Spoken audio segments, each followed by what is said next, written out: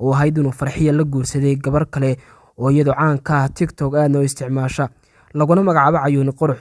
Message dheer oo uu soo dhigay Facebook-giisa ayaa sidan u qornaa: Assalaamu calaykum dhammaan, waad waalateen, weliba xadka ayaad wada dhaafteen dhammaan dadka beenalayaasha ah. Farxiyo ma aha xaaskayga keliya ee waa carruurtayda hooyadood keliya, intaasna ma ahe waa saaxiibtay, waa taladayda, waa noloshayda, waa farxaddayda, waa go'aankayga koowaad.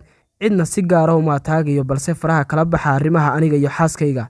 Dadka waaweyn ee YouTube-yada ku soo qoraya Farxiyo iyo Dayax baa kala tegay ama gabar kale ayuu la guursaday, waxba uma dhimayo gabadha Islaameed, ayadana faraha ka qaada, beentana ka daaya fadlan. Intaas kadib Farxiyo waxaan ku doortay caqli, aqoon, karti, go'aan, xishood, afgaabni, deganaan, qabka iyo kalsoonida wejigeeda muuqda. Intaas bay la nooshahay, maalinna cid codkeeda maqlay idinkuma jiro dhammaantiin.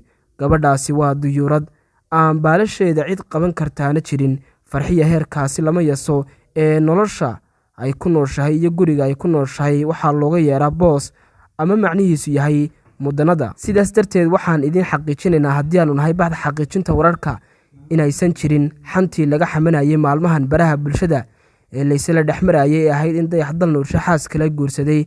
Arrintaasi waxaa beeniyay fanaanka. Sidaas darteed waxaan si xushmad leh idinkaga codsanaynaa dadyowga ku dheehan inay baahinayaan beenta inay meeshaasi ku istaajiyaan, sidaas darteedna ay ku bedelaan inay runta ka hadlaan. Intaan muuqaalkiisa ku kulmi doono waxaan idinka wada tegaynaa annagoo ah bahda xaqiijinta wararka. Sidaas iyo nabadgelyo.